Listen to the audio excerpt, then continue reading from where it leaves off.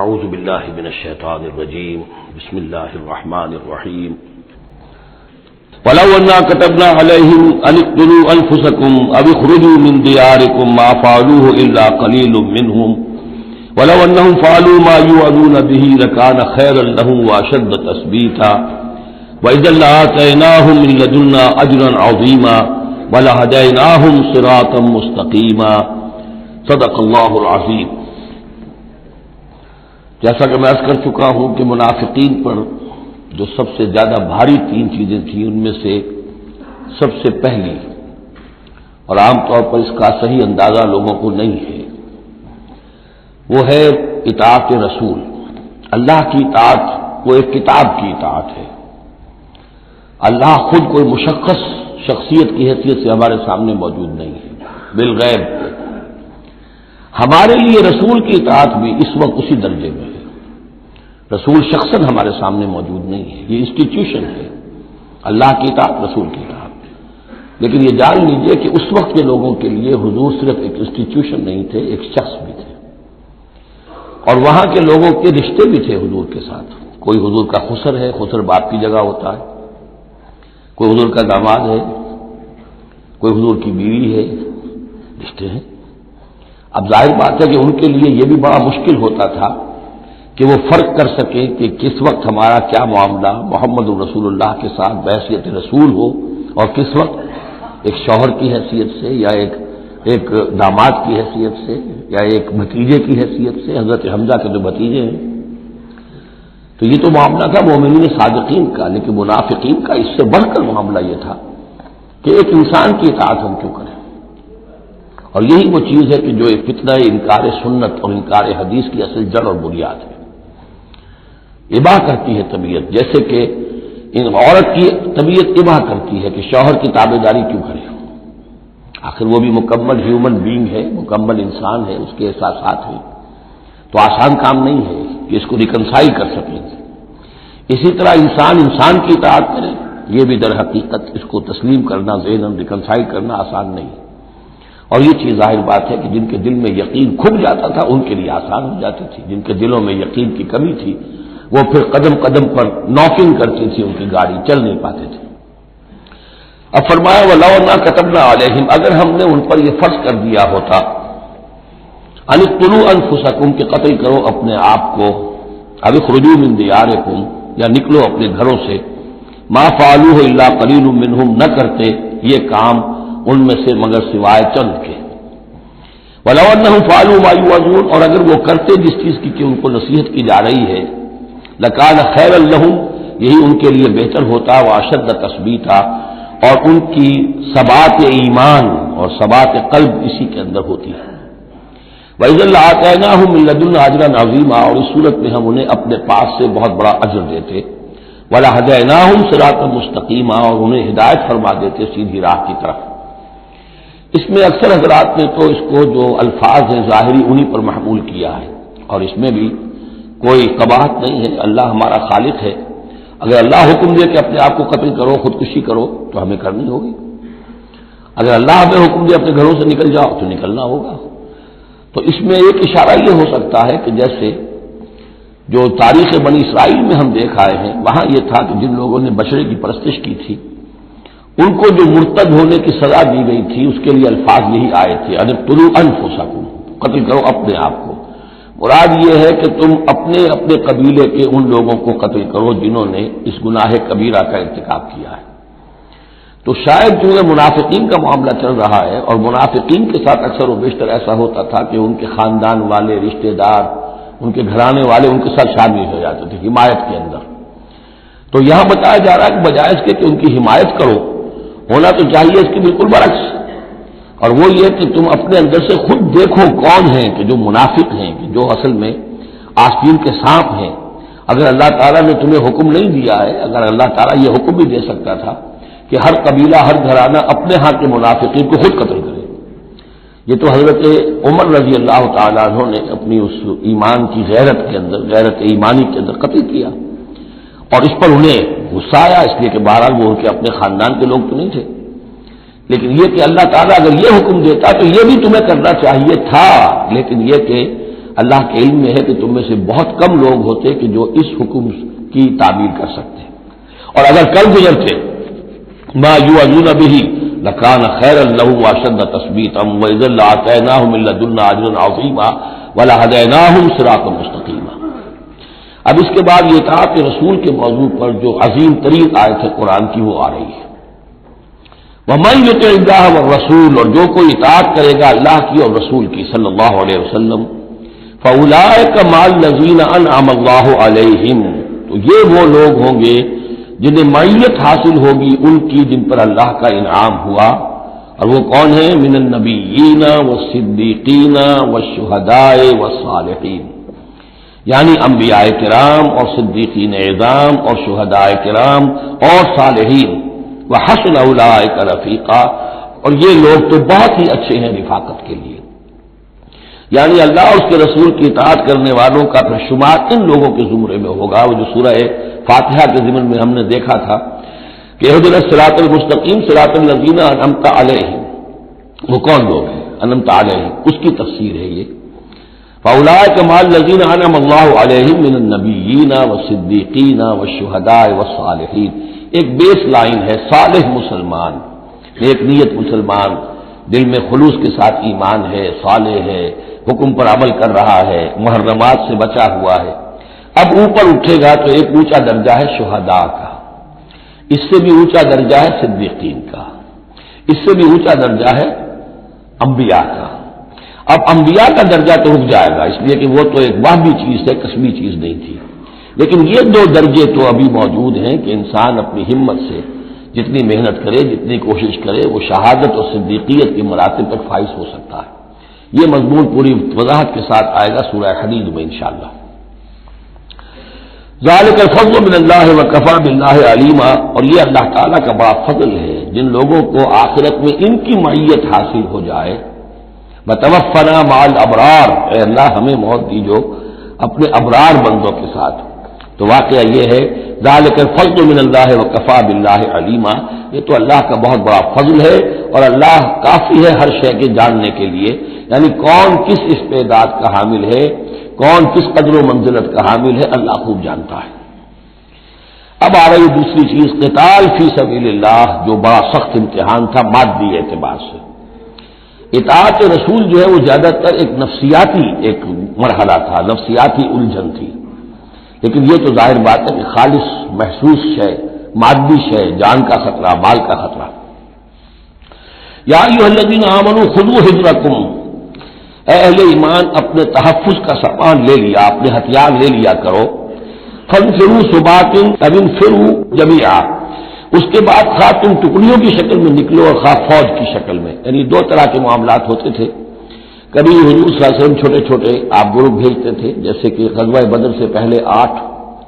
کبھی یہ کہ پوری فوج لے کر جیسے غزوہ بدر میں آپ گئے، غزوہ احد میں آئے، تو ان میں سے جو شکل بھی ہو نکلو اللہ کی راہ میں۔ وَإِنَّ مِنْكُمْ لَمَن لَّيُبَطِّئَنَّ، تم میں سے کچھ لوگ ایسے ہیں جو دیر لگا دیتے ہیں، تاخیر کرتے ہیں، حکم ہو گیا ہے نکلنا ہے، فلاں وقت ہے، کوچ ہوگا، اب وہ اس میں ڈھیل برت رہے ہیں، ابھی تیاری ہو رہی ہے، اور پھر بہانہ بنا دیں گے کہ بس ہم تیاری کر ہی رہے تھے، اب نکلنے ہی والے تھے، اور وہ منتظر رہتے ہیں کہ کوئی فیصلہ ہو چکے، تو اس وقت پھر ہم کہیں گے کہ ہم تو نکلنے والے تھے کہ یہ فیصلہ ہمیں پہنچ گیا کہ جنگ کا تو فیصلہ ہی ہو گیا۔ فَإِنْ أَصَابَتْكُمْ مُصِیبَةٌ، پھر اگر تمہیں کوئی مصیبت پیش آ جائے، اب ہر مسلمانوں کو جنگ میں نکلے ہیں تو کوئی تکلیف پیش آ جائے، کوئی نقصان ہو، کوئی وقتی طور پر ہزیمت ہو جائے، قال، تو وہ کہے گا قد انعم اللہ علی اذ لم اکن معہم شہیدا، میں تو اللہ نے بڑا انعام کیا، بڑا کرم کیا، جو میں نہیں گیا، میں رہ گیا، میری فلاں جو ضرورت تھی وہ میرے لیے رحمت بن گئی، وہ میرا جو اونٹ گم ہوا تھا اس وقت کہیں وہ اگر میرے پاس موجود ہوتا تو میں بھی وہاں پر خراب ہوتا، یہ تو مجھ پر تو اللہ کا بڑا کرم ہوا ہے کہ میں اس جنگ میں، اس مارکے میں جانے سے بچ گیا۔ وَلَئِنْ أَصَابَكُمْ فَضْلٌ، اور اگر تمہیں کوئی فضل پہنچ جائے اللہ کی طرف سے، فتح ہو جائے اور تم یعنی کامرانی کے ساتھ واپس آؤ اور تم مال غنیمت لے کر آؤ، من اللہ، اللہ کی طرف سے فضل مل جائے، لَيَقُولَنَّ، اس وقت پھر وہ حسرت کے ساتھ کہے گا کہ لَمْ تَكُنْ بَيْنَكُمْ وَبَيْنَهُ مَوَدَّةٌ، بالکل ایسے جیسے تمہارے اور اس کے درمیان کوئی دوستی اور مروت اور مودت ہے ہی نہیں، یا لیتنی کنت معہم فافوز فوزا عظیما، ہائے کاش کہ میں بھی ان کے ساتھ گیا ہوتا تو یہ بڑی کامیابی مجھے بھی حاصل ہو جاتی۔ یہ ان کا کردار ہے جس کا کہ نقشہ کھینچ دیا گیا۔ فلیقاتل فی سبیل اللہ الذین یشرون الحیاۃ الدنیا بالآخرہ، بس جو لوگ دنیا کی زندگی کو آخرت کے عوض فروخت کرنے کے لیے تیار ہیں انہیں لازماً قتال کرنا چاہیے اللہ کی راہ میں۔ فلیقاتل فی سبیل اللہ الذین یشرون الحیاۃ الدنیا بالآخرہ، جنہوں نے تو یہ طے کر لیا کہ ہم نے آخرت قبول کی، دنیا ہم دیتے ہیں۔ اب ان کے لیے تو پھر کوئی اس میں ہچکچاہٹ نہیں ہونی چاہیے، اگر انہوں نے واقعی یہ سودا اللہ سے کیا ہے تو پھر یہ کہ انہیں تو اللہ کی راہ میں جنگ کے لیے نکلنا چاہیے۔ وَمَن يُقَاتِلْ فِي سَبِيلِ اللَّهِ، اور جو کوئی بھی اللہ کی راہ میں قتال کرے گا، فَيُقْتَلْ أَوْ يَغْلِبْ، اب دو ہی امکانات ہیں، وہ قتل ہو جائے یا غالب ہو جائے، فتح مند ہو کر واپس آئے یا وہیں شہید ہو جائے۔ فَسَوْفَ نُؤْتِيهِ أَجْرًا عَظِيمًا، دونوں حالتوں میں ہم انہیں بہت بڑا اجر عطا فرمائیں گے۔ وَمَا لَكُمْ لَا تُقَاتِلُونَ فِي سَبِيلِ اللَّهِ، اب یہ خاص طور پر جو خاص قتال کے لیے ترغیب دلائی جا رہی ہے وہ ایسے لوگوں کے لیے کہ جو مختلف علاقوں میں مسلمان تھے، کہ جو پھنسے ہوئے تھے، ان میں کمزور بھی تھے، ان میں خواتین بھی تھیں، بیمار بھی تھے، بوڑھے تھے، جو ایمان کو لے آئے لیکن یہ کہ وہ ہجرت کے قابل نہیں تھے، تو وہ اپنے اپنے علاقوں میں ہیں، اپنے اپنے قبائل میں ہیں، وہاں ان کے اوپر ظلم ہو رہا ہے، انہیں ستایا جا رہا ہے، انہیں مارا جا رہا ہے، پرسیکیوٹ کیا جا رہا ہے، تو خاص طور پر ان کی نصرت کے لیے نکلنا اور ان کو جان چھڑانا اور ان کو بچا کے لے کر آنا، یہ کام تو ایسا ہے کہ جس میں غیرت ایمانی کا بہت ہی شدید تقاضا ہے، اور میں تو سمجھتا ہوں کہ غیرت انسانی کا بھی تقاضا ہے۔ وَمَا لَكُمْ لَا تُقَاتِلُونَ فِي سَبِيلِ اللَّهِ، اور تمہیں کیا ہو گیا، کیوں قتال نہیں کرتے اللہ کی راہ میں، وَالْمُسْتَضْعَفِينَ، اور ان کمزور لوگوں کے لیے جو مغلوب بنا دیے گئے ہیں، من الرجال، مردوں میں سے، والنساء، اور عورتوں میں سے، والولدان، اور بچوں میں سے، الذین یقولون، جو یہ کہہ رہے ہیں، دعائیں کر رہے ہیں، ربنا اخرجنا من هذه القرية الظالم اهلها، اے ہمارے پروردگار ہمیں نکال اس بستی سے جس کے رہنے والے لوگ ظالم ہیں، واجعل لنا من لدنك وليا، اور ہمیں اپنے پاس سے کوئی ہمارا ولی، حمایتی، مددگار بنا دے، واجعل لنا من لدنك نصيرا، اور ہمارے لیے خاص اپنے فضل سے کوئی مددگار بھیج دے۔ اب ان کی جو یہ آہ و بکا ہے وہ بھی تمہیں آمادہ نہیں کر رہی کہ ان پر ظلم ہو رہا ہے، اور ستم ڈھائے جا رہے ہیں، اور تم جو ہے اپنے گھروں سے نکلنے کے لیے تیار نہیں ہو۔ ویسے یہ آیت آج کل بعض لوگ جو ہیں جو اس مختلف قسم کے ہمارے سیاسی قسم کے جہاد چل رہے ہیں، جن پر جہاد فی سبیل اللہ کا لیبل لگا دیتی ہیں بعض جماعتیں، اور اس آیت کو کوٹ کرتی ہیں، تو وہ بالکل یہ سمجھیے کہ آؤٹ آف کانٹیکسٹ ہے۔ یہ کن سے خطاب ہو رہا ہے؟ جن کے ہاں اسلام قائم ہو چکا تھا، ان سے خطاب ہو رہا ہے۔ ہم اپنے گھر میں اسلام قائم کر نہیں سکتے، یہاں پر کوئی جد و جہد نہیں کہ اسلام آ جائے، ہمارے یہاں کفر کا نظام چل رہا ہے، تو ہم تو مخاطب ہی نہیں اس کے۔ وہ خاتم اہل ایمان ہے، اور اہل ایمان کا فرض کیا ہے؟ پہلے اپنے گھر کو درست کرو، پہلے اپنے ملک کے اندر اسلام قائم کرو، جہاد کرنا یا کرو، جانے ضرور یاد ہو، طاغوت نہیں ہے یہاں پر حکمران، طاغوت کی حکومت ہے، غیر اللہ کی حکومت ہے، قرآن کے سوا کے اور قانون چل رہا ہے۔ من لم يحكم بما انزل الله فاولئك هم الكافرون ومن لم يحكم بما انزل الله فاولئك هم الظالمون ومن لم يحكم بما انزل الله فاولئك هم الفاسقون، ظالم، فاسق اور کافر اور مشرک تو ہم خود ہیں۔ تو اپنا گھر درست کرو، اور اس کے بعد پھر تمہاری جمعیت ہوگی، تمہارا نظم ہوگا، تمہاری قوت ہوگی۔ حکومت تمہاری دوستیاں کرتی پھرتی ہے ان لوگوں سے جن کے خلاف کہ تم جا رہے ہو اور اپنی جانیں دے رہے ہو۔ تو یہ آیت اپنی جگہ ہے، ہر چیز کو اس کے کانٹیکسٹ کے اندر رکھنا چاہیے۔ الذین آمنوا یقاتلون فی سبیل اللہ، جو لوگ ایمان والے ہیں وہ قتال کرتے ہیں اللہ کی راہ میں۔ والذین کفروا یقاتلون فی سبیل الطاغوت، اور جو لوگ کافر ہیں وہ بھی قتال کر رہے ہیں، جنگ تو وہ بھی کر رہے ہیں، ابو جہل بھی تو لشکر لے کر آیا تھا، وہ طاغوت کی راہ میں قتال کر رہے ہیں۔ فقاتلوا اولیاء الشیطان، تو قتال کرو، جنگ کرو شیطان کی ساتھیوں سے، شیطان کے حمایتیوں سے، حزب الشیطان سے۔ ان کید الشیطان کان ضعیفا، یقیناً شیطان کی چال بڑی کمزور ہے، دکھائی دیتی ہے بڑی زوردار، بڑی باروب، لیکن یہ کہ اگر مرد مومن کھڑے ہو جائیں تو پھر اس کے اندر معلوم ہو جاتا ہے کہ پھسپسی چال ہے۔ الم تر الی الذین قیل لهم کفوا ایدیکم واقیموا الصلاۃ وآتوا الزکاۃ، ذرا تم نے دیکھا نہیں ان لوگوں کی طرف جن سے کہا گیا تھا کہ اپنے ہاتھوں کو بندھے رکھو، روکے رکھو، اور نماز قائم کرو اور زکوٰۃ دو۔ یہ ہے کہ جو مکے کے اندر حکم تھا 12 برس تک۔ مکے میں جب مسلمانوں پر ظلم و ستم توڑا جاتا تھا، انہیں ستایا جا رہا تھا، تو بہت سے مسلمان تھے جوش میں بھی اور یقیناً خلوص کے ساتھ ہوش مند ہو کر بھی کہ ہمیں اپنے ان بھائیوں کی مدد کرنی چاہیے۔ اب یہ سمیہ ہمارے سامنے جو ہے، جو کچھ ہو رہا ہے اس کے ساتھ ہماری نگاہوں کے سامنے، یاسر کے ساتھ جو کچھ ہو رہا ہے، حضور ہمیں اجازت دیجیے۔ آخر ہم جو ہے، ہم نامرد نہیں ہیں، ہم بے غیرت نہیں ہیں، ہم بزدل نہیں ہیں، لیکن اجازت نہیں تھی۔ یہ منہج انقلاب نبوی کا ایشو ہے۔ اس وقت حکم یہ تھا اپنے ہاتھ تھامے رکھو، نغمہ ہے بلبل شوریدہ تیرا خام ابھی، اپنے سینے میں اسے اور ذرا تھام ابھی، ایک وقت آئے گا تمہارے ہاتھ کھول دیے جائیں گے، ابھی کفوا ایدیکم۔ لیکن یہاں سوال پیدا ہوتا ہے، الم تر الی الذین قیل لہم کفوا ایدیکم، یہ فعل مجہول ہے، کہا کس نے تھا؟ مکی قرآن میں یہ آیت موجود نہیں ہے، وہاں بھی یہ حکم تھا محمد الرسول اللہ صلی اللہ علیہ وسلم کا، حضور نے روکا۔ یہ آیت تو اتر رہی ہے مدنی قرآن میں، سورہ نساء میں، تو معلوم ہوا کہ اس وقت بھی وہ حضور کا حکم تھا جس کو کہ اللہ نے وہ اون کیا ہے، اللہ کی طرف سے تھا یہ۔ تو وہی یہ جلی تو ہوتی ہے، وہی یہ خفی بھی ہوتی ہے، یا حضور کے جس اجتہاد کو اللہ تعالیٰ اس کو تقریر کہیں گے، جیسے حضور کی حدیث ہم کہتے ہیں، ایک آپ کا قول ہے، ایک فعل ہے، ایک تقریر ہے۔ کوئی کام آپ کے سامنے کیا گیا، آپ نے اسے روکا نہیں، تو گویا کہ ایک طرح سے آپ کی طرف سے ریکگنیشن مل گئی کہ وہ بھی جائز ہے، یقیناً غلط ہوتا تو حضور روک دیتے۔ اسی طرح اللہ تعالیٰ کی کتاب ہے، وحی جلی ہے، وہ آ رہی ہے، اور وحی خفی بھی ہے حضور کو جو آ جاتی ہے، اور ایک یہ کہ حضور خود اجتہاد کر رہے ہیں، اس کو اگر اللہ نے روکا نہیں تو وہ گویا اللہ کی تقریر ہو گئی، اور وہ بھی اللہ ہی کی طرف سے ہو گیا، اور وہ بھی گویا کہ اللہ نے اون کر لیا۔ تو اب یہ بھی ہو سکتا ہے کہ وحی خفی کے ذریعے سے اللہ نے مکی دور میں حضور کو یہ حکم دیا ہو کہ جو ہے یہاں نقل ہوا ہے، اور یہ بھی ہو سکتا ہے یہ حضور کا اپنا اجتہاد ہو اور اس کو اللہ تعالیٰ نے قبول کیا ہو۔ الم تر الی الذین قیل لہم کفوا ایدیکم واقیموا الصلاۃ وآتوا الزکاۃ، اب یہاں محذوف ہے، اس وقت تو کچھ لوگ بڑے زور شور سے کہتے تھے ہمیں اجازت ہونی چاہیے ہم جنگ کریں، لیکن اب کیا حال ہوا؟ فلما کتب علیہم القتال، جب ان پر جنگ فرض کر دی گئی، اذا فریق منہم یخشون الناس کخشیۃ اللہ او اشد خشیہ، تو اب یہ دیکھنے میں آ رہا ہے کہ ان میں سے کچھ لوگ انسانوں سے اس طرح ڈر رہے ہیں جیسے اللہ سے ڈرنا چاہیے، بلکہ اس سے بھی زیادہ ڈر رہے ہیں۔ اب ظاہر بات ہے یہ وہ مکے کے مہاجرین نہیں ہے، یہ اصل میں وہی منافقین مدینہ جو ہے ان کا حال ہے، لیکن کنٹراسٹ دکھانے کے لیے جو اس دور کی بات تھی اس کے مقابلے میں اس کو لے آیا گیا کہ اصل ایمان تو وہ تھا، اور یہ جو کچھ ہے شکل، یہ تو پھر کمزوری ہے اور نفاق کی علامت ہے۔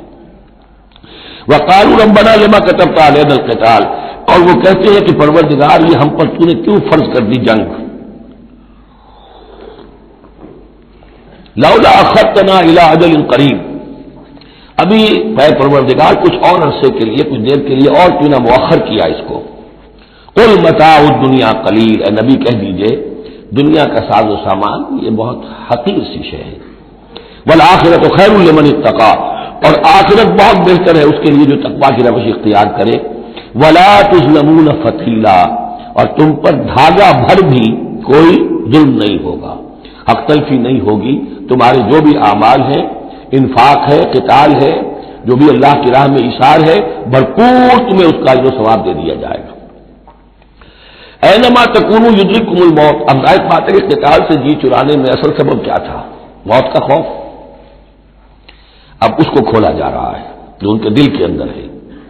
اینما تکونوا یدرککم الموت، جہاں کہیں بھی ہوگے موت تو تمہیں آ لے گی، پا لے گی۔ وَلَوْ كُنْتُمْ فِي بُرُوجٍ مُشَيَّدَةٍ، خواہ تم بڑے مضبوط فورٹیفائڈ قلعوں کے اندر اپنے آپ کو جا کر محصور کر لو، بروج قلعے کے لیے آتا تھا، مشیدہ بہت مضبوط۔ وَإِن تُصِبْهُمْ حَسَنَةٌ يَقُولُوا هَٰذِهِ مِنْ عِندِ اللَّهِ، ان منافقین کا ایک اور طرز عمل دیکھیے، اگر مسلمانوں کو کوئی اچھی شے مل گئی، کوئی فتح ہو گئی، کوئی اور خیر آ گیا، حضور کی تدبیر کے اچھے نتائج نکل آئے، تو اسے حضور کی طرف منسوب نہیں کرتے تھے، کیا کہتے تھے؟ ان تصیبہم حسنۃ یقولوا ھذہ من عند اللہ، بڑا اللہ کا فضل ہوا اور اللہ کا کرم ہوا، اللہ نے کیا ہے۔ وَإِن تُصِبْهُمْ سَيِّئَةٌ، اگر کوئی تکلیف آ گئی، کوئی مصیبت آ گئی، یقولوا هَٰذِهِ مِنْ عِندِكَ، اے محمد آپ کی وجہ سے ہوا ہے، یہ آپ نے یہ غلط اقدام کیا، آپ نے یہ فیصلہ کر لیا کہ کھلے میدان میں جا کے جنگ کریں گے، ہم نے تو مشورہ دیا تھا آپ کو، آپ کی بھی رائے یہی تھی کہ مدینے کے اندر محصور ہو کر جنگ کریں، خیر آ گئی تو اللہ کی طرف سے، اور اگر تکلیف آ گئی تو اے محمد آپ کی طرف سے، قل کل من عند اللہ، کہہ دیجئے یہ سب چیزیں، خیر ہو، شر ہو، تکلیف ہو، آسانی ہو، مشکل ہو، جو بھی صورت سب اللہ کی طرف سے ہے۔ فما لہؤلاء قوم لا یکادون یفقہون حدیثا، تو ان لوگوں کو کیا ہو گیا ہے کہ یہ کوئی بات بھی نہیں سمجھتے، ان کی مت بالکل ماری جا چکی ہے۔ اب یہاں جو اگلی آیت ہے اس کے بارے میں کافی قول ہیں، لیکن جو میرے نزدیک راجح ہے وہ میں بیان کر رہا ہوں کہ اس میں تحویل خطاب ہے۔ شروع میں جو خطاب کیا جا رہا ہے وہ ان مسلمانوں کو جن کی طرف سے یہ کمزوری یا نفاق ظاہر ہو رہا تھا۔ وما اصابک من حسنۃ فمن اللہ وما اصابک من سیئۃ فمن نفسک، دیکھو اے مسلمان، جو بھی کوئی خیر تمہیں ملتا ہے تمہیں یہی کہنا چاہیے اللہ کی طرف سے، اگرچہ خیر بھی اللہ کی طرف سے اور شر بھی اللہ کی طرف سے۔ یہ تو جو ہمارے ایمان کا ہے وہ ایمان مفصل، والقدر خیرہ وشرہ من اللہ تعالی والبعث بعد الموت، ہمارا ایمان اس پر ہے۔ لیکن طریقہ کیا ہے انسان کے لیے، ادب کیا ہے، صحیح کیا ہے، وہ یہ ہے کہ خیر ملے اللہ کا فضل ہے، اور اگر کوئی خرابی ہوئی ہے میری کسی غلطی سے ہوئی ہے، مجھ سے کوئی کوتاہی ہوئی ہے، مجھے اللہ تعالیٰ نے کوئی تعذیب فرمانی چاہیے۔ وَأَرْسَلْنَاكَ لِلنَّاسِ رَسُولًا، اور اے نبی ہم نے آپ کو تو لوگوں کے لیے رسول بنا کر بھیجا ہے۔ ایک یہ قول ہے کہ اس میں تحویل خطاب ہے، ایک یہ کہ درمیانی ٹکڑے میں بھی خطاب تو حضور سے ہی ہے لیکن استعجاب کے انداز میں، اچھا تو جو انہیں خیر مل جائے تمہیں وہ تو ہے اللہ کی طرف سے، اور جو کوئی برائی آ جائے تو اے نبی آپ کی طرف سے ہے، کیا بات یہ کہہ رہے ہیں جبکہ اللہ نے آپ کو تو رسول بنا کر بھیجا ہے۔ یہ دو تعبیریں ہیں اس کی، میرے نزدیک پہلی تعبیر راجح ہے، وَكَفَىٰ بِاللَّهِ شَهِيدًا، اور اللہ تعالیٰ کافی ہے گواہ کے طور پر یا مددگار کے طور پر۔ مَن يُطِعِ الرَّسُولَ فَقَدْ أَطَاعَ اللَّهَ، جو کوئی اطاعت کرتا ہے رسول کی، جس نے اطاعت کی رسول کی اس نے اطاعت کی اللہ کی۔ یہ ٹکڑا بہت اہم ہے، اس لیے کہ اس کے ساتھ یہ آپ حدیث اپنے دماغ میں ٹانک لیجئے، اپنے ذہن میں، اس لیے کہ یہ جو کام تھا سارا کا سارا جماعتی زندگی کے تحت ہو رہا تھا، اور اس میں رسول جو ہے صلی اللہ علیہ وسلم وہ جنگ میں ہے تو کمانڈر ان چیف ہے، لیکن کمانڈر ان چیف کے ساتھ دوسرے چھوٹے کمانڈرز بھی تو ہوتے ہیں، میمنہ پر، میسرہ پر، قلب پر، عقب پر، ہراول دستے پر کون ہے، لہذا چین ہے یہ اطاعت کی، سم اطاعت کی، کہ حضور نے فرمایا من اطاعنی فقد اطاع اللہ، وہ تو یہی بات آ گئی، من یطع الرسول فقد اطاع اللہ، من اطاعنی فقد اطاع اللہ ومن عصانی فقد عصى اللہ، جس نے میری اطاعت کی اللہ کی اطاعت کی، جس نے میری نافرمانی کی اللہ کی نافرمانی کی، ومن اطاع امیری فقد اطاعنی، جس نے میرے مقرر کردہ امیر کی اطاعت کی اس نے میری اطاعت کی، ومن عصى امیری فقد عصانی، اور جس نے میرے معین کردہ امیر کی مخالفت کی یا اس کی نافرمانی کی اس نے میری نافرمانی کی۔ تو یہ چین چلے گی اوپر سے نیچے تک، جو بھی جماعت ہوگی، لشکر ہوں گے، اس میں جو ہے رینکس ہوں گے، اس میں کادرز ہوں گے، اسی طریقے سے یہ سم و طاعت جو ہے اس کی ایک زنجیر چلتی چلی جائے گی۔ ومن تولی فما ارسلناک علیہم حفیظا، اب جو اس سے منہ موڑ دیں، روگردانی کریں تو اے محمد صلی اللہ علیہ وسلم ہم نے آپ کو ان پر داروغہ بنا کر یا ذمہ دار بنا کر نہیں بھیجا ہے، وہ پھر اپنا معاملہ اللہ کے ہاں جا کر وہ خود اس کا محاسبہ جو ہے فیس کریں گے۔ وَيَقُولُونَ طَاعَةٌ، اور یہ منافقوں کا حال یہ ہے کہ آپ کے سامنے جو کہتے ہیں طاعہ، ٹھیک ہے آپ نے جو فرمایا قبول ہے ہم اس پر عمل کریں گے۔ فَإِذَا بَرَزُوا مِنْ عِنْدِكَ، جب آپ کے پاس سے جاتے ہیں، بَيَّتَ طَائِفَةٌ مِّنْهُمْ غَيْرَ الَّذِي تَقُولُ، اور اب ان میں سے ایک گروہ جو ہے وہ جا کر ایسے مشورے آپس میں شروع کر دیتا ہے جو خلاف ہے اس کے جو وہ وہاں کہہ کر گئے ہیں، سامنے تو ہو گئی، بعد میں جا کر جو ہے رشا دوانی، سازش۔ واللہ یکتب ما یبیتون، اور اللہ لکھ رہا ہے، نامہ اعمال ان کا تیار ہو رہا ہے، وہ جو بھی مشورے کرتے ہیں۔ فاعرض عنہم، تو اے نبی ان سے اعراض کیجئے، ان کو دفع کیجئے، چشم پوشی کیجئے، یہ کوئی نقصان نہیں پہنچا سکیں گے۔ اس میں بھی مصلحت یہ ہے کہ ابھی ان کے خلاف اقدام کرنا خلاف مصلحت ہے، جیسے ایک دور میں فرمایا گیا کہ ابھی فاعفوا واصفحوا، ان یہودیوں کو ذرا ابھی ان کی شرارتوں پر نکیر نہ کیجئے، جو کہہ رہے ہیں صبر کیجئے، اس لیے کہ ابھی اسی کے اندر مصلحت ہے کہ ابھی یہ محاذ نہ کھولا جائے۔ اسی طرح ان کے بارے میں کہا کہ آرزنو، ابھی ذرا کچھ عرصے کے لیے، یہاں الفاظ تو نہیں ہے وہ عرصے کے لیے، لیکن نتیجے کے طور پر اس لیے کہ غزوہ تبوک کے بعد پھر حضور نے ان پر گرفت شروع کی، تو وقت آ گیا کہ اس کے بعد ان کے پردے چاک کر دیے گئے،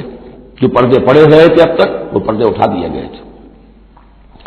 فَأَعْرِضْ عَنْهُمْ وَتَوَكَّلْ عَلَى اللَّهِ، اور آپ اللہ پر توکل کیجئے، وَكَفَىٰ بِاللَّهِ وَكِيلًا، اللہ کافی ہے سہارے کے طور پر۔ یعنی ان کی یہ ریشہ دوانیاں، ان کے یہ مشورے، ان کی یہ سازشیں، یہ سب جو ہے پادر ہوا ہے، اور یہ سب نسیاں منسیاں ہو جائیں گی، آپ فکر نہ کیجئے۔ افلا یتدبرون القرآن، تو کیا یہ لوگ قرآن پر تدبر نہیں کرتے؟ پڑھتے تو ہیں، میں نے آپ سے کہا نمازیں تو وہ پڑھتے تھے، جو بھی منافق تھا اسے اس وقت نماز تو پڑھنی پڑتی تھی، مطلب تو مسلمان نہ مانا جاتا۔ آج تو مسلمان مانے جانے کے لیے نماز ضروری نہیں ہے، اس وقت تو ضروری تھی، بلکہ عبداللہ ابن ابی تو پہلی صف میں ہوتا تھا، اور جمعے کے روز تو خاص طور پر حضور کے خطبے سے پہلے کھڑا ہو جاتا تھا اور اعلان کرتا تھا، لوگوں توجہ سے سنو، یہ اللہ کے رسول ہیں، اپنی چودراہٹ کے اظہار کے لیے کہ میں یہاں کا چودھری ہوں۔ تو وہ نمازیں تو پڑھتے تھے، قرآن سنتے تھے، لیکن افلا یتدبرون القرآن، قرآن پر تدبر نہیں کرتے۔ یہ قرآن ان کے سروں پر سے گزر رہا ہے، یا ان کے ایک کان سے داخل ہو کر دوسرے کان سے نکل رہا ہے۔ وَلَوْ كَانَ مِنْ عِنْدِ غَيْرِ اللَّهِ، اگر یہ اللہ کے سوا کسی اور کے پاس سے آیا ہوتا، لَوَجَدُوا فِيهِ اخْتِلَافًا كَثِيرًا، تو اس میں بہت سے تضادات وہ پاتے۔ اس پر غور کرو گے، یہ بڑا مربوط کلام ہے، اس کا پورا فلسفہ جو ہے بہت منطقی طور پر مربوط ہے، اس کے اندر کہیں کوئی تضاد نہیں ہے۔ وَإِذَا جَاءَهُمْ أَمْرٌ مِّنَ الْأَمْرِ، ان منافقین کا ایک اور روش، جب ان کے پاس کوئی خبر پہنچتی ہے کسی بات کی، من الامن اب الخوف، امن کے بارے میں یا خوف کے بارے میں، کہیں سے خبر آ گئی کہ فلاں قبیلہ چڑھائی کرنے کی تیاری کر رہا ہے، حملہ کرے گا، اذاعوا بہ، تو وہ اس کو پھیلا دیتے ہیں، نشر کر دیتے ہیں، عام کر دیتے ہیں، تاکہ لوگوں میں خوف اور ہراس پیدا ہو جائے۔ یہ اسی سے اذاعہ کا لفظ آج کل بنا ہوا ہے، ریڈیو کو، نشر کو، براڈ کاسٹنگ کے لیے یہ لفظ ہے عربی کا، جدید عربی کا، اذاعۃ الجمہوریۃ المتحدۃ العربیہ، یہ جو ریڈیو ہے، this radio of United Arab republic, یہ میں سنا کرتا تھا کبھی، شیخ عبد الباسط عبد الصمد کی قرات ہوا کرتی تھی مصر سے، تو وہ اذاعۃ الجمہوریۃ المتحدۃ العرب، تو یہ جو ہے وہ اذاعہ اب نشر کرنے کے لیے، اذاعوا بہ، وہ اس کو نشر کر دیتے ہیں۔ وَلَوْ رَدُّوهُ إِلَى الرَّسُولِ، اگر وہ اس کو لوٹاتے رسول کی جانب کہ حضور یہ خبر آئی ہے، اس طرح کی اطلاع آئی ہے، وَإِلَىٰ أُولِي الْأَمْرِ مِنْهُمْ، یا جو اور اولو الامر ہے، بہرحال اوس کے سردار ہیں، سعد بن عبادہ ہیں، ان تک بات پہنچا دیں، اس خزرج کے سردار، یا اوس کے سردار ہیں سعد بن معاذ، ان تک پہنچا دیں۔ اگر یہ کرتے لَعَلِمَهُ الَّذِينَ يَسْتَنبِطُونَهُ مِنْهُمْ، تو یہ بات ان لوگوں کے علم میں آتی جو اس کا استنباط کر سکتے، نتیجہ نکال سکتے، کتنی بات صحیح ہے، اس کا نتیجہ کیا نکل رہا ہے، ہمیں کیا قدم اٹھانا چاہیے۔ اور جب انہوں نے وہ خبر ایسے ہی جو ہے پھیلا دی، تو اس کا نتیجہ کیا ہوگا کہ لوگوں میں سراسیمگی پیدا ہو گئی، ایک فکر پیدا ہو گیا، جسے آپ کہتے ہیں دنیا میں ہو جاتا ہے، سنسنی سی پیدا ہو جاتی ہے۔ وَلَوْلَا فَضْلُ اللَّهِ عَلَيْكُمْ وَرَحْمَتُهُ، اور اگر اللہ کا فضل اور اس کی رحمت تمہارے شان میں حال نہ ہوتی، لَاتَّبَعْتُمُ الشَّيْطَانَ إِلَّا قَلِيلًا، تو تم سب کے سب شیطان ہی کی پیروی کرتے سوائے چند کے۔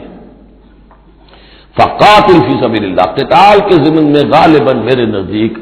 قرآن مجید کی سخت ترین آیت یہ ہے، لیکن اس میں سختی لفظی نہیں ہے، معنوی ہے۔ فَقَاتِلْ فِي سَبِيلِ اللَّهِ، تو اے نبی آپ تو جنگ کریں اللہ کی راہ میں،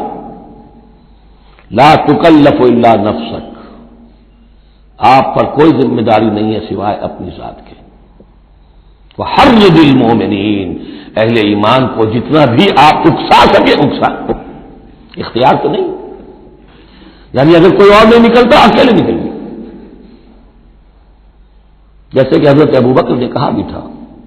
جب کہا گیا کہ مانعین زکوٰۃ کے معاملے میں نرمی کیجیے، کوئی نہیں میرا ساتھ دے گا میں اکیلا جاؤں گا، یہ عظیم ہے۔ تو اے نبی آپ کو تو یہ کام کرنا، آپ کا تو فردی منصب ہی ہے، آپ کو ہم نے بھیجا اس لیے، هو الذی ارسل رسولہ بالہدی ودین الحق لیظہرہ علی الدین کلہ، آپ کو تو کرنا ہے۔ فقاتل فی سبیل اللہ لا تکلف الا نفسک، کوئی اور نہیں جا رہا ہے تو آپ پر ذمہ داری نہیں ہے۔ حرض المؤمنین، یہ حرض ضاد کے ساتھ ہے، ایک حرص ہے صاد کے ساتھ، ہارا صاد، حرص طمع، کسی چیز کی لالچ، تحریص کے معنی ہو گئے کسی میں کسی شے کی ترغیب پیدا کرنا، لالچ پیدا کرنا، پرسویشن. حرض، یہ دور جو آیا ہے یہ ہے جیسے اکسانا، لوگوں کے جذبات کو جوش میں لانا، ایمان کے اندر ان کے جوش پیدا کرنا، یہ ہوگا. یہ حرض، حرص سے یہ ضاد ایک نقطے سے بڑا فرق واقع ہوا ہے. وحرض المومنین عسى الله ان يكف باس الذين كفروا، ہو سکتا ہے یا امید ہے کہ اللہ تعالیٰ جلد ہی ان کافروں کی قوت کو روک دے، تھام لے. ان کی جنگ جو ابھی بڑی ان کی چلت پھرت ہو رہی ہے، ابھی یہ کچھ عرصے کی بات اور ہے، وہ وقت بس آیا چاہتا ہے کہ ان میں دم نہیں رہے گا. اس لیے کہ سن 5 میں، یوں سمجھیے یہ سن 4 میں نازل ہو رہی ہے سورہ نساء، سن 5 میں سورہ احزاب ہے، اور غزوہ احزاب کے بعد کہہ دیا تھا محمد رسول اللہ صلی اللہ علیہ وسلم نے کہ یہ آخری بار تھی کہ قریش ہم پر ہمراہ آور ہوئے. لن یغزوکم قریش بعد عامہم ھذا ولکنکم تغزونہم، اے مسلمانوں بس قریش کی بس ہو گئی ہے، اب وہ آئندہ کبھی تم پر حملہ آور ہونے کی ہمت نہیں کر سکتے، اب تو تم ان کے اوپر ان کے خلاف اقدام کرو گے. اس لیے 6 سال میں اگلے سال آپ نے سفر کیا عمرے کا، ٹریٹی ہو گئی، انا فتحنا لک فتحا مبینا، صلح حدیبیہ، اور اس کے بعد 7ویں سال میں اللہ تعالیٰ نے فتح خیبر عطا فرما دی، اور 8ویں سال میں مکہ فتح ہو گیا. وہ ایک کے بعد دوسری جو تالے ہیں وہ کھلتے چلے گئے، اور اسی وقت وہ پھر سورہ صف نازل ہو گئی تھی کہ اب وَأُخْرَىٰ تُحِبُّونَهَا نَصْرٌ مِّنَ اللَّهِ وَفَتْحٌ قَرِيبٌ.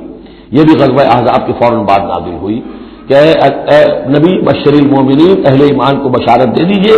کہ وہ سخت دور گزر گیا، اب اللہ کی طرف سے نصرت اور فتح تمہارے قدم چوما چاہتی ہے.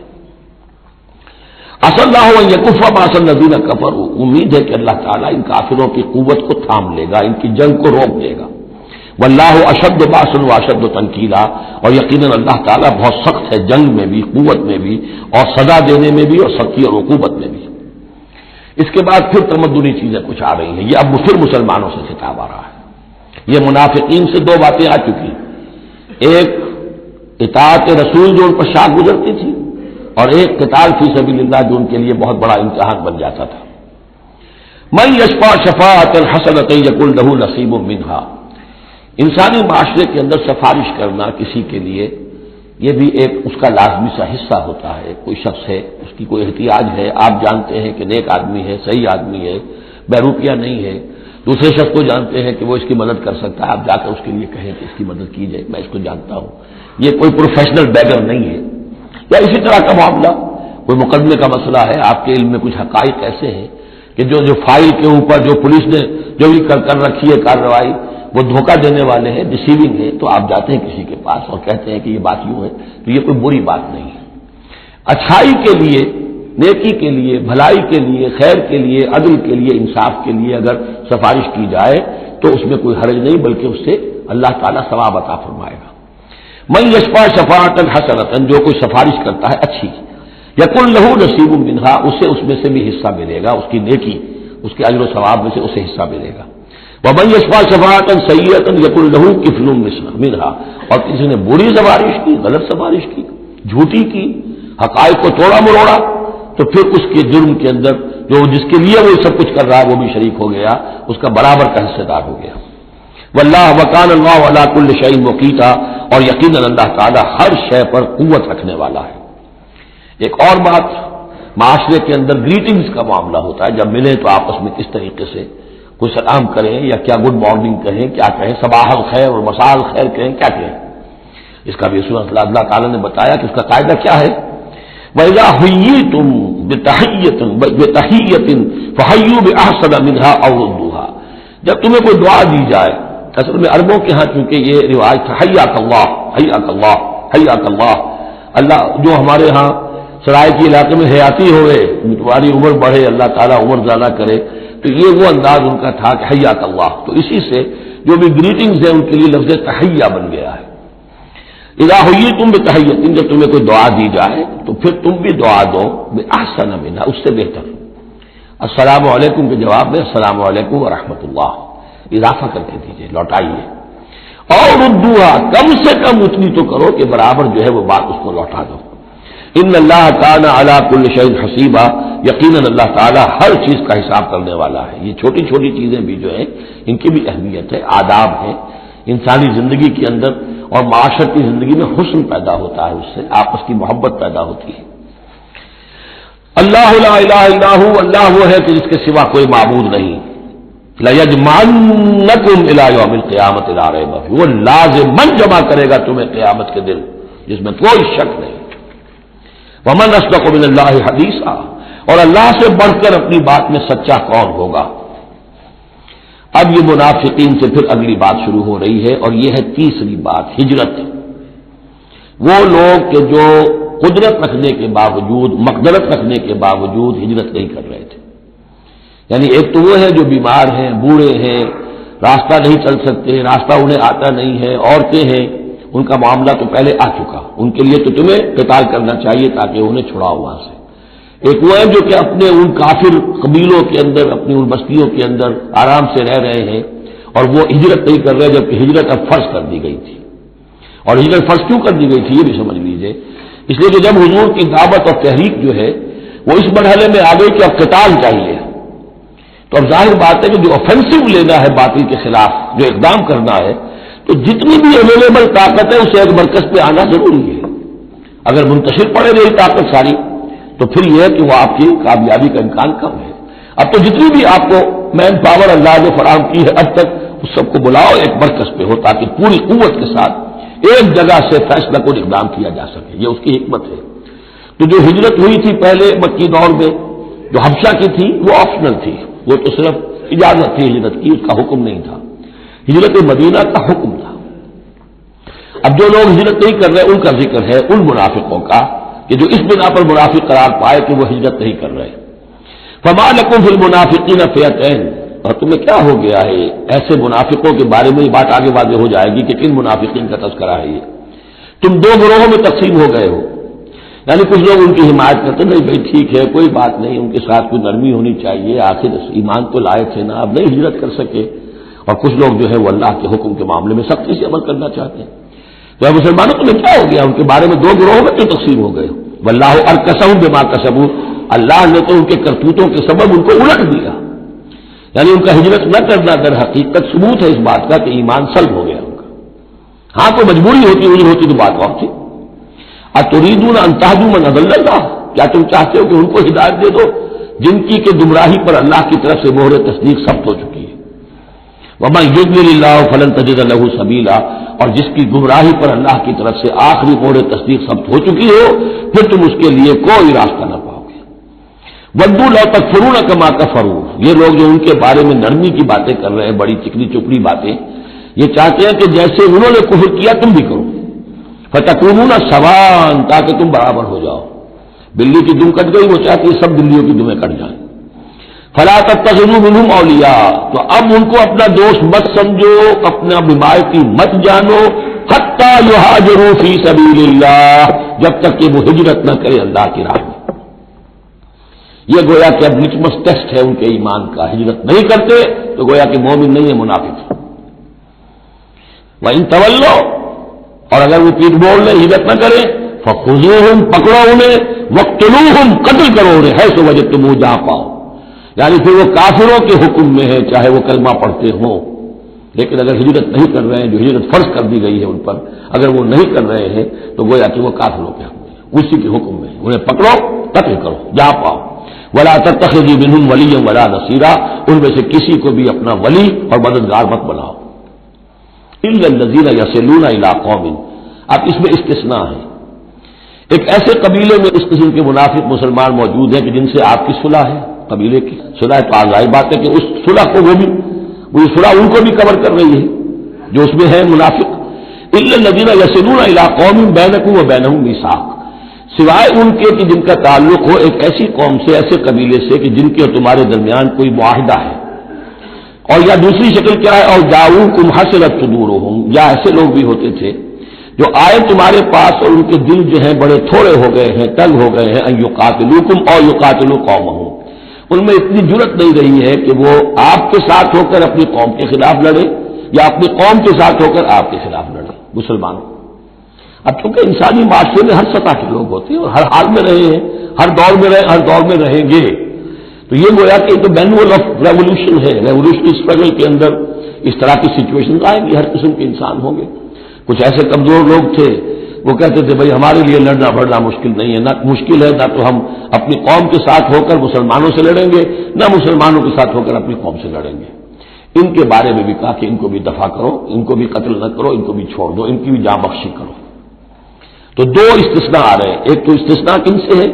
کہ جن کے ساتھ، جن کے قبیلے کے ساتھ تمہارا معاہدہ ہے اس کے منافقین کے اوپر وہ حکم نہیں آئے گا خذوہم وقتلوہم حیث ثقفتموہم کہ انہیں پکڑو اور قتل کرو جہاں پاؤ.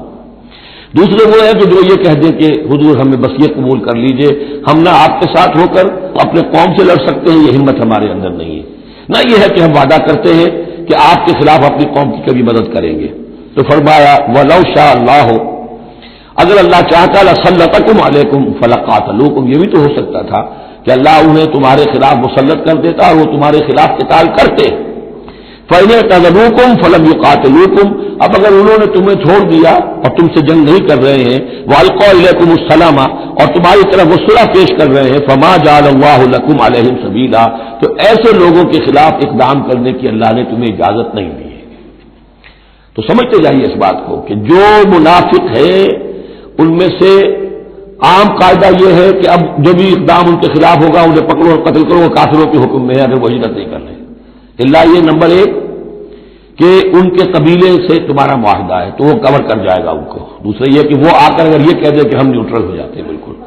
تب بھی انہیں چھوڑ دو. تیسرا ایک اور کیا، ستجدون آخرین، تم پاؤ گے ایک اور قسم کے لوگوں کو،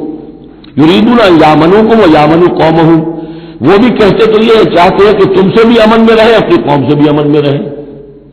اس میں نہیں آنا چاہتے جھگڑے میں.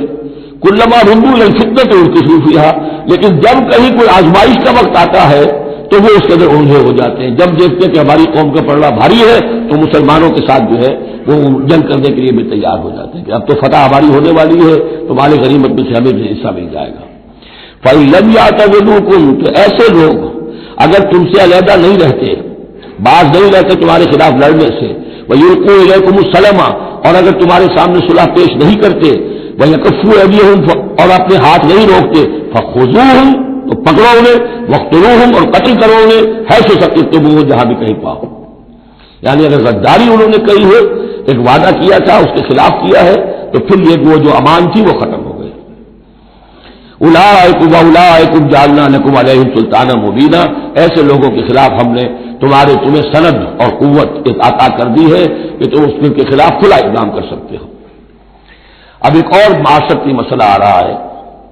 کیونکہ یہ جو اب چل رہی تھی یوں سمجھیے نا کہ پورے عرب کے اندر اب تو بھٹی دہک گئی ہے، جنگیں ہو رہی ہیں، جگہ جگہ ہو رہی ہیں، مارکے ہو رہے ہیں. ہمارے پاس تاریخ میں جو لکھے آئے ہیں سیرت میں تو بڑے بڑے مارکے ہیں جن میں کہ حضور شریک رہے. لیکن یہ تو ایک چومکھی سی جنگ تھی جو چل رہی تھی مسلمان. اس سے آپ کو اندازہ ہو رہا ہے ان آیات سے کہ اصل سچویشن جو ہے وہاں کی سوشل سچویشن اور ٹرائبل جو ان کا معاشرہ تھا اس میں کیا کیا پرابلمس تھے. اب اس میں یہ ہے کہ فرض کیجئے کسی شخص نے کسی مسلمان کو مار دیا، لیکن یہ اس نے کہا کہ میں نے تو مارا نہیں، میرے اتفاق سے میں نے تو تیر چلایا تھا کسی جانور پر، کسی ہرن پر لگ گیا، اس کو ہو سکتا ہے، یہ ممکن ہے. تو اب کسی مسلمان کا مسلمان کو قتل کرنا دو طرح کا ہے، قتل خطا اور قتل عمد. اس کا کیا حکم ہے؟ ما کان للمؤمن ان یقتل مؤمنا الا خطا، کسی مومن کے لیے یہ روا نہیں ہے کہ مومن کو قتل کرے مگر خطا کے طور پر. نشانہ چوک گیا، کسی کو جان لگا، اب گاڑی ہے ایکسیڈنٹ ہو گیا، آپ چلا رہے تھے کوئی اس کے نیچے آ گیا مر گیا، آپ تو اسے مارنا نہیں چاہتے تھے. چنانچہ سعودی عرب میں یہ بھی اسی بد کے تحت یہ فیصلے ہوتے ہیں اس کے ایکسیڈنٹس کے، اس قانون قتل خطا کے تحت. وہ قانون کیا ہے؟ ومن قتل مومنا خطا، اور جو شخص کسی مومن کو قتل کر دے قتل خطا غلطی سے،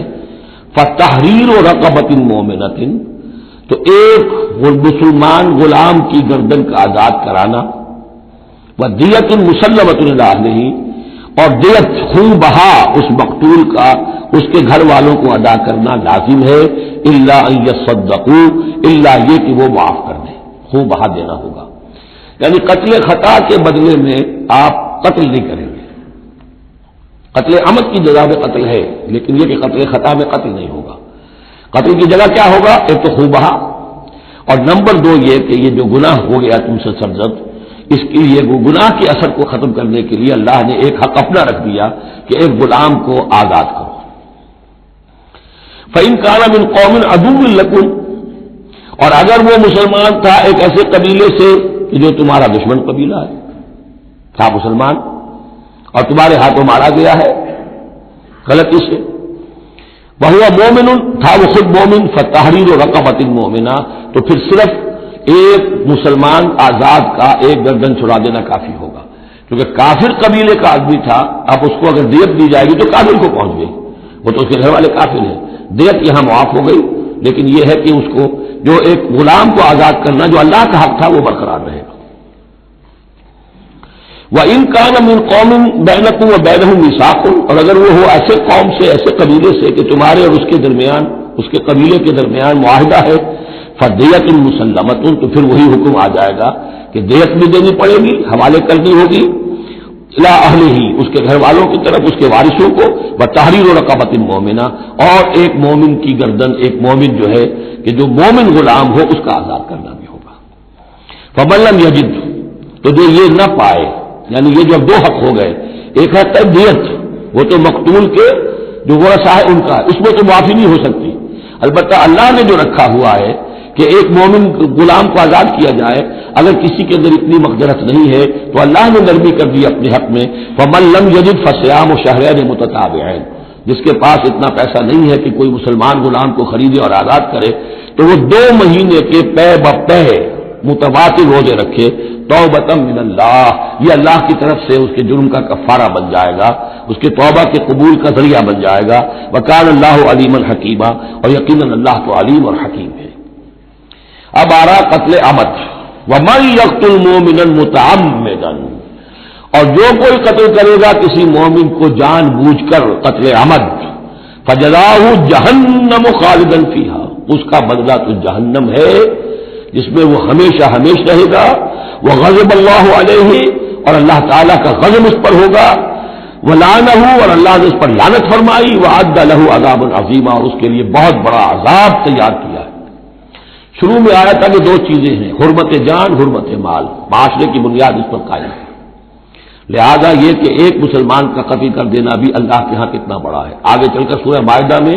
اس سے بھی آگے آ گیا، فکأنما قتل الناس جميعا، کسی ایک انسان کو ناحق قتل کر دینا بھی ایسے ہے جیسے کہ پوری نوع انسانی کو قتل کر دیا، اس لیے کہ تمدن کی جڑ کاٹ دی۔ اور اس سے اندازہ کیجیے ہمارے ہاں کتنا کچھ ایمان و اسلام ہے، یہ جان انسانی جو ہے کتنی سستی ہو چکی ہے، اور قتل عمد جس طریقے سے ہو رہا ہے، مچھر کی جان اور انسان کی جان ایک جیسی ہے۔ یا ایھا الذین آمنوا اذا ضربتم فی سبیل اللہ فتبینوا ولا تقولوا لمن القی الیکم السلام لست مؤمنا۔ اب اس آیت کو بھی آپ سمجھیں گے اسی پس منظر میں کہ یہ چومکھی جنگ چل رہی ہے، ہر جگہ ہو رہا ہے معاملہ، تو اس میں فرض کیجئے کہ کہیں کوئی مقابلہ ہوا، آپ نے سمجھا کہ یہ کافر آ رہا ہے، جب آپ اس کے قریب آئے، اسے مارنے لگے، قتل کرنے لگے، اس نے کلمہ پڑھ دیا میں تو مسلمان ہوں، اب کیا کریں گے؟ اس کا حکم دیا جا رہا ہے، یا ایھا الذین آمنوا اذا ضربتم فی سبیل اللہ، اہل ایمان جب تم اللہ کی راہ میں نکلو، فتبینوا، تو تحقیق کر لیا کرو، وَأَتَقُولُوا لِمَنْ أَلْقَىٰ إِلَيْكُمُ السَّلَامَ، اور جو شخص بھی تمہارے سامنے اسلام پیش کرے یا سلام پیش کرے اس کو یہ مت کہو کہ لست مومنا، کہ تم مومن نہیں ہو، تمہیں کیا معلوم؟ ایمان کا تعلق دل سے ہے، دنیا کا سارا معاملہ اس کے اسلام پر ہوگا۔ اگر وہ کلمہ شہادت پڑھ رہا ہے اور اپنے اسلام کا اظہار کر رہا ہے، یو ہیو ٹو ٹیک ہم آن ہز ورڈس۔ تو یہ معاملہ ہو گیا تھا حضرت اسامہ کے ساتھ، حضرت اسامہ کا جنگ میں ایک کافر سے دو بدو مقابلہ ہوا، جب وہ کافر بالکل زیر ہو گیا کہ اب اس کو معلوم ہوا کہ میرے لیے بچت کا کوئی راستہ نہیں ہے، اسے کلمہ پڑھ دیا، اشہد ان لا الہ الا اللہ واشہد ان محمد رسول اللہ۔ حضرت اسامہ نے وہی سمجھا جو کوئی بھی شخص سمجھتا کہ اس نے جان بچانے کے لیے ہیلا کیا ہے، بہانہ کیا ہے، اپنی تلوار نے روک کے قتل کر دیا، لیکن دل میں خلش رہی۔ پھر آپ کے خود انہوں نے کہا یا حضور تک اطلاع پہنچی تو حضور ناراض ہوئے، اے اسامہ کیا کرو گے اس دن، کیا جواب دو گے جب وہ کلمہ شہادت تمہارے خلاف مدعی ہو کر آئے گا کہ میرے ہوتے ہوئے تلوار چلی اس کی؟ جب انہوں نے کہا کہ وہ تو جان بچانے کے لیے اس نے کیا، ہم نے فرمایا ہلا شفق پکلبہ، تو تم نے اس کا دل چیر کر کے نہیں دیکھ لیا کہ اس کے اندر ایمان ہے کہ نہیں ہے، اس قدر غصے کا غضب کا انداز۔ وہی بات کہی جا رہی ہے، یا ایھا الذین آمنوا اذا ضربتم فی سبیل اللہ فتبینوا ولا تقولوا لمن القى الیکم السلام لست مؤمنا تبتغون عرض الحیات الدنیا. دیکھو تم دنیا کا سامان چاہتے ہو کہ اس کے پاس کوئی مال ہے، ہم اسے کافر قرار دیں، قتل کریں، مال غنیمت لے لیں گے. فعند اللہ مغانم کثیرہ، دل تھوڑا نہ کرو،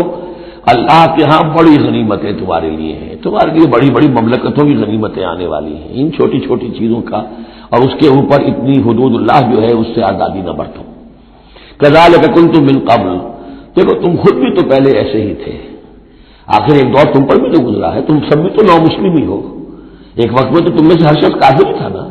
مشرک تھا. کذالک کنتم من قبل، تو اتنی سمجھ لینا اللہ نے آپ کو توفیق دے دی، اللہ نے کلمہ شہادت آپ کو عطا کر دیا، رسول کی دعوت و تبلیغ سے بہرہ مند ہونے کی توفیق دے دی، اللہ کا انعام مانو. لیکن یہ کہ اس طریقے سے لوگوں کے اس معاملے میں اتنی سخت روش اختیار نہ کرو. فمن اللہ علیکم، تو اللہ تعالیٰ نے تم پر بڑا احسان فرمایا ہے. فتبینوا، تو دیکھو تحقیق کر لیا کرو. ان اللہ کان بما تعملون خبیرا، اور جو کچھ تم کر رہے ہو اللہ اس سے باخبر ہے. لا يستوي القاعدون من المؤمنین غیر اولی الضرر والمجاہدون فی سبیل اللہ باموالہم وانفسہم. اس آیہ مبارکہ میں جہاد کا لفظ معنی قتال ہے. جہاں تک جہاد کا تعلق ہے وہ تو مومن ہر وقت کر رہا ہے، دعوت و تبلیغ بھی جہاد ہے، اپنے نفس کے خلاف بھی جہاد ہے. المجاہد من جاہد نفسہ، بلکہ پوچھا گیا ای الجہاد افضل یا رسول اللہ، آپ نے فرمایا تو جاہد نفسک فی طاعت اللہ، اپنے نفس کے خلاف جہاد کرو، اسے اللہ کا مطیع بناؤ، یہ بھی جہاد ہے. تو جہاد کے بہت سے گوشے ہیں، لیکن قتال آخری منزل قتال ہے. اور یہ بھی ان تین جوڑوں میں سے ہے کہ جو ایک دوسرے کی جگہ پر الفاظ آ جاتے ہیں، مومن و مسلم،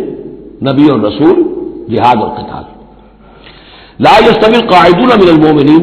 برابر نہیں ہے اہل ایمان میں سے بیٹھ رہنے والے، یعنی جو کہ قتال فی سبیل اللہ کے لیے نہیں نکلتے. غیر اولی الضرر، جبکہ ان کو کوئی عذر نہیں ہے. اگر کوئی اندھا ہے اور وہ نہیں نکل رہا کوئی حرج نہیں، کوئی لنگڑا ہے چل نہیں سکتا ہے وہ نہیں نکلتا کوئی حرج نہیں، یہ بعد میں آ جائے گا. لیکن جن کو کوئی ایسا عذر نہیں ہے پھر وہ بیٹھے رہیں. اور یہ بھی نوٹ کر لیجئے کہ نفیر عام پہلی مرتبہ ہوئی ہے صرف غزوہ تبوک میں سن 9 ہجری میں جا کر. اس سے پہلے پرسویشن تھی، نکلو اللہ کے راہ میں، نکلو اللہ کے راہ میں، نکلو اللہ کے راہ میں.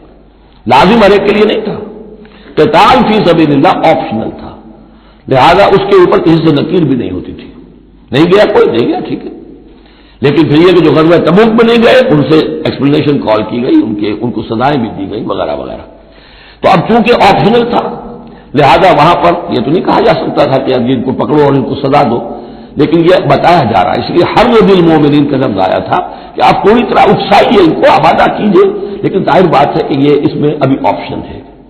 لیکن برابر نہیں ہے وہ لوگ جو بیٹھ رہے ہیں اور جنہیں کوئی عذر نہیں. والمجاہدون فی سبیل اللہ باموالہم وانفسہم، اور وہ لوگ جو اللہ کی راہ میں جہاد کے لیے قتال کے لیے نکلے ہیں اپنی جانوں اور مال کے ساتھ. فضل اللہ المجاہدین باموالہم وانفسہم علی القاعدین درجہ، اللہ نے فضیلت دی ہے مجاہدین کو جو اپنے مال اور جان سے جہاد کرنے والے ہیں، بیٹھ رہنے والوں پر ایک بہت بڑا درجہ. درجہ یہ جو تنکیر آئی ہے برائے تفصیل ہے، بہت بڑا درجہ. وَكُلًّا وَعَدَ اللَّهُ الْحُسْنَىٰ، اور چونکہ یہ فرض نہیں، نفیر عام نہیں، لہذا فرمایا گیا سب کے لیے اللہ کی طرف سے اچھا وعدہ ہے. جو نہیں نکلا چونکہ ابھی وہ فرض ہے نہیں، لازم کیا نہیں گیا ہے، تو ان کے لیے بھی اللہ تعالیٰ کی طرف سے اگر انہوں نے اتنی ہمت نہیں کی ہے، وہ کمتر مقام پر قانے ہو گئے تو ٹھیک ہے، لیکن اللہ تعالیٰ کی طرف سے ان کے اوپر کوئی گرفت نہیں ہوگی. وَكُلًّا وَعَدَ اللَّهُ الْحُسْنَىٰ وَفَضَّلَ اللَّهُ الْمُجَاهِدِينَ عَلَى الْقَاعِدِينَ أَجْرًا عَظِيمًا، لیکن فضیلت دی ہے اللہ تعالیٰ نے مجاہدین کو بیٹھ رہنے والوں پر اجر عظیم. درجات منہ ومغفرۃ ورحمہ، یہ درجات ہوں گے اللہ کی طرف سے اور اس کی طرف سے مغفرت اور رحمت. وکان اللہ غفور الرحیم، اور یقیناً اللہ تعالیٰ غفور الرحیم ہے. ان الذین توفاهم الملائکۃ ظالمی انفسہم، اب یہ آ گئے وہ لوگ کہ جو عذر کے بغیر وہ ہجرت نہیں کر رہے تھے، اپنے گھروں میں بیٹھے ہوئے اپنی قوم میں یا مکے میں. ان الذین توفاهم الملائکۃ ظالمی انفسہم، یقیناً وہ لوگ کہ جو وفات دیں گے انہیں فرشتے اس حال میں کہ وہ اپنی جانوں پر ظلم کر رہے تھے، یعنی ہجرت نہیں کی تھی انہوں نے، رسول کے حکم کی اطاعت نہیں کی تھی. آخر موت تو آنی ہے، تو جب فرشتے ان کی روح قبض کرتے ہیں قالوا فیما کنتم، تو وہ ان سے کہتے ہیں یا کہیں گے یہ آپ کس حال میں تھے؟ آپ نے ایمان کا دعویٰ کیا، محمد رسول اللہ نے ہجرت کا حکم دیا، کیا ہوا آپ کو؟ کیوں آپ نے ہجرت نہیں کی؟ قالوا كنا مستضعفين في الارض، تو وہ کہیں گے ہمیں دبا لیا تھا لوگوں نے، ہم مجبور ہو گئے تھے، کیا کریں، ہم معذور تھے۔ قالوا الم تكن ارض الله واسعة، وہ فرشتے کہیں گے کیا اللہ کی زمین واسع نہیں ہے، وسیع نہیں ہے، کھلی نہیں ہے، کشادہ نہیں ہے؟ فتهاجروا فيها، کہ تم اس پہ ہجرت کرتے۔ فاولئک مأواهم جہنم، تو یہ وہ لوگ ہیں جن کا ٹھکانہ جہنم ہے، وساءت مصیرا، اور وہ بہت بری جگہ ہے ٹھہرنے کی۔ الا المستضعفین من الرجال، ہاں ایسے لوگ جو واقعتاً جن کو اب چینز پہنا دی گئی ہو، زنجیروں میں جکڑ کر جن کو کہ گھروں میں رکھا گیا، ان کا معاملہ ہو رہا ہے کہ جنہیں دبا دیا گیا ہو۔ مستضعفین من الرجال والنساء، اور عورتیں، ان کے لیے تنہا سفر کرنا، ایسے بھی عورتیں تھیں جن تنہا ہجرت کی ہے لیکن ہر ایک کے لیے تو نہیں۔ والولدان، اور بچے، لا یستطیعون حیلۃ، کہ نہ ان کے پاس کوئی تدبیر ہے، ولا یہتدون سبیلا، نہ وہ راستہ جانتے ہیں۔ فاولئک عسى الله ان يعفو عنهم، یہ وہ لوگ ہیں کہ اللہ تعالیٰ ان کو معاف فرمائے گا۔ اگر عذر تھا، مجبوری تھی، نہیں جا سکتے تھے، بچے ہیں، عورتیں، ان کے لیے کہا گیا تھا کہ ان کے لیے قتال فی سبیل اللہ کرو، انہیں جا کے چھڑاؤ۔ لیکن جو لوگ بغیر عذر کے وہاں بیٹھے ہوئے ہیں وہ منافق ہیں کٹر، ان سے تمہارا کوئی تعلق نہیں جب تک کہ وہ ہجرت نہ کرے، بلکہ وہ قتال کے معاملے میں بالکل کفار کے برابر ہے۔ الا المستضعفین من الرجال والنساء والولدان لا يستطيعون حیلۃ ولا يهتدون سبیلا فاولئک عسى الله ان يعفو عنهم وكان الله عفوا غفورا، اور اللہ تعالیٰ بخشنے والا اور معاف فرمانے والا ہے۔ ومن يهاجر في سبيل الله، اور جو کوئی ہجرت کرے گا اللہ کی راہ میں، یجد فی الارض مراغما کثیرا وسعا، وہ زمین میں پائے گا کشادگی بہت بڑی اور وسعت۔ ان ارضی واسعۃ وإیایا فاعبدون، سورہ عنکبوت میں آپ پڑھیں گے، میری زمین بڑی کشادہ ہے، اگر یہاں اللہ کی بندگی نہیں کر سکتے تو کہیں اور چلے جاؤ۔